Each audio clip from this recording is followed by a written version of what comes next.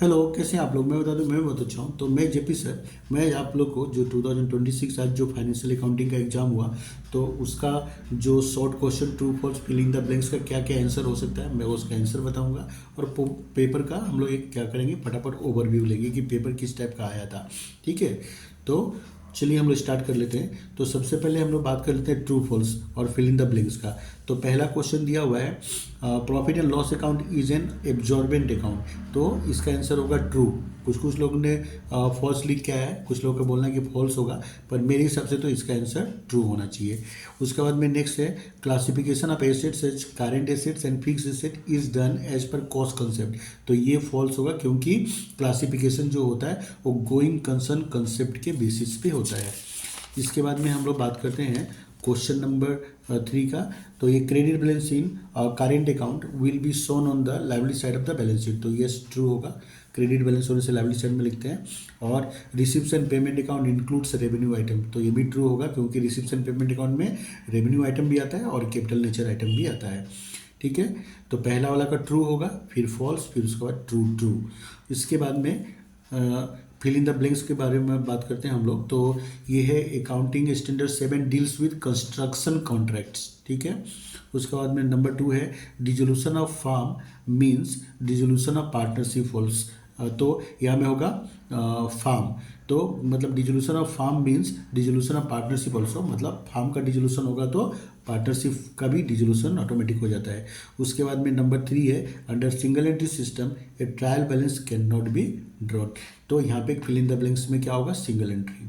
उसके बाद में नंबर 4 के बारे में हम लोग बात करते हैं कि डेप्रिसिएशन ऑन हायर परचेज जैसे इट इज क्लेम्ड बाय, यहाँ पे आंसर होगा हायर परचेजर। ठीक है, तो अंडर हायर परचेज सिस्टम में क्या होता है कि हायर परचेजर डेप्रिसिएशन क्लेम कर सकता है। तो ये था आप लोग का 8 जो ट्रू फॉल्स और फिल इन द ब्लैंक्स है। तो आप लोग अपना मिला के देख सकते हैं कि आप लोग ने इसमें कितना मार्क्स आप लोग ने स्कोर किया। अब हम लोग फटाफट एक बार क्वेश्चन को देखते हैं। तो शॉर्ट नोट जो आया था वो करीब करीब ठीक ही आया था। इस इसमें गेप का लिमिटेशन लिखना था, फ्लक्चुएटिंग कैपिटल अकाउंट के बारे में लिखना था। उसके बाद में अकाउंटिंग स्टैंडर्ड 6 डेप्रिसिएशन के बारे में लिखना था, जो अकाउंटिंग स्टैंडर्ड 6 से डेप्रिसिएशन कब का बंद हो गया। हाँ, उसको अकाउंटिंग स्टैंडर्ड 10 फिक्स एसेट के साथ में मर्ज कर दिया गया, पर वो पूछने वाले ने पूछ लिया है, वो भगवान जाने। उसके बाद में what do you mean by goods रिपोजेज। तो ये क्वेश्चन तो इम्पोर्टेंट मैंने भी दिया था अपना इम्पोर्टेंट वाला क्वेश्चन में, तो उम्मीद करता हूँ आप लोगों ने ये लिखा होगा। उसके बाद में क्वेश्चन नंबर 3A के बारे में बात करते हैं। तो ये क्वेश्चन मैंने जो इंपॉर्टेंट क्वेश्चन दिया था थ्योरी क्वेश्चन, डिटो वही क्वेश्चन आया है 11 मार्क्स का। और उम्मीद करता हूँ आप लोग पढ़ के गया होगा और अच्छे से लिख के भी आया होगा आप लोग। ठीक है, और इसके और में जो आया था प्रैक्टिकल, तो ये जो प्रैक्टिकल है, तो ये जो है बहुत ईजी है। ये एकदम हाई सेकेंडरी फर्स्ट ईयर का जो प्रोविजन फॉर डाउटफुल डेब्ट वाला जो चैप्टर है, उस चैप्टर का ही ये क्वेश्चन है। ठीक है, ये फाइनल अकाउंट का ही एक पार्ट है। तो बहुत ही ईजी है, पर सबसे बड़ा बात है कि इस तरह का क्वेश्चन आएगा, ये स्टूडेंट तो क्या हुआ, टीचर लोग भी जल्दी एक्सपेक्ट नहीं करता है। तो उम्मीद करता हूँ कि शायद टीचर लोग भी बहुत कम ही ये कराया होगा। इसके बाद में नेक्स्ट क्वेश्चन में हम लोग बात करते हैं, explain the treatment of goodwill at the time of admission of A partner under the following circumstances. तो यहाँ पे हम लोग को गुडविल का ट्रीटमेंट बताना है। जब गुडविल रेज होगा तो क्या होगा ट्रीटमेंट, और गुडविल रेज होकर रिटेन अप होगा तो क्या होगा ट्रीटमेंट। तो बहुत लोग तो इस पर क्या होगा कि गुडविल का थ्योरी भर भर के लिख के आया 2 पेज 3 पेज। तो यहाँ पे थ्योरी नहीं लिखना था, यहाँ पे ट्रीटमेंट बताना था, मतलब जर्नल एंट्री करके आना था। ठीक है, तो ये क्वेश्चन नंबर 4A का थ्योरी है। और इसके और में जो आया है वो सिंगल एंट्री सिस्टम का क्वेश्चन आया है।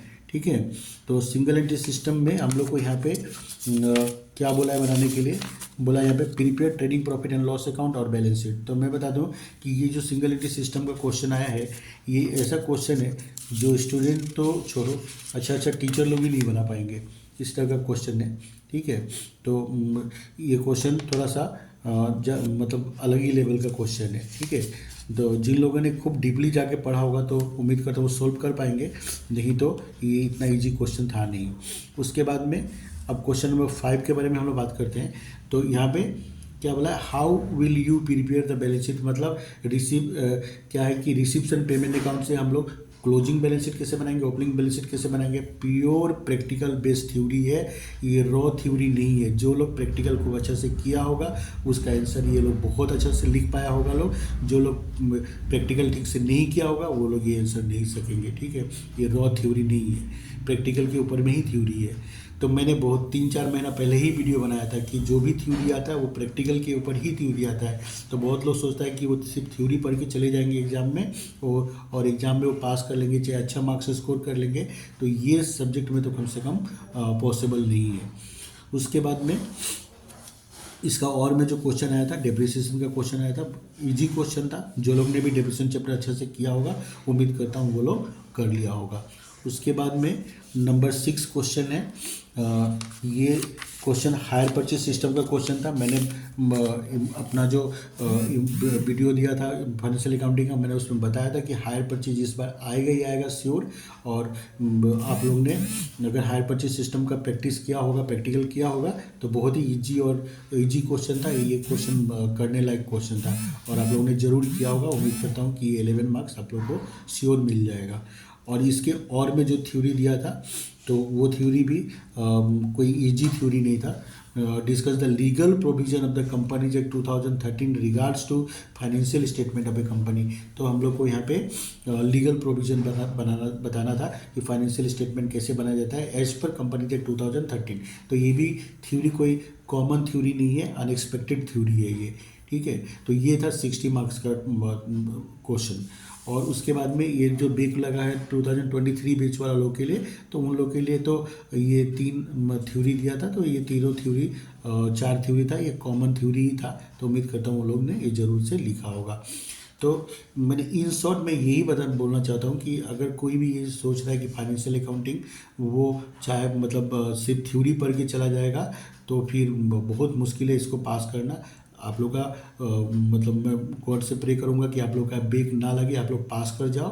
किंतु अगर खुदा ना खास्ता किसी वजह से ब्रेक लग जाता है तो आप लोग मिस्टेक मत करना, अगले बार से स्टार्टिंग से ही ट्यूशन ले लो और इसको अच्छा से पढ़ के आप लोग निकाल लो इसको पेपर को। क्योंकि एक बार ब्रेक लग जाता है ना तो फिर क्या होता है कि सिर्फ वही सेम को वो इफेक्ट नहीं करता है, आने वाला सेम को भी इफेक्ट करता है। अब बहुत बच्चा लोग क्या होता है 4th सेम का भी एग्जाम दे रहे हैं, इसका भी प्रिपरेशन कर रहे हैं, तो उनका क्या हो रहा है कि इस सब्जेक्ट का भी प्रिपरेशन अच्छा से नहीं हो पा रहा है और 4th सेम का भी वो लोग अच्छा से प्रिपरेशन नहीं कर पा रहे हैं। कुछ लोग 6th सेम का भी एग्जाम दे रहा है और इसका भी एग्जाम दे रहा है, तो वो लोग 6th सेम में भी कंसंट्रेट नहीं कर पा रहे हैं, लोग इस सब्जेक्ट में भी कंसंट्रेट नहीं कर पा रहे हैं। तो ब्रेक लगना बहुत ही मतलब ख़राब है।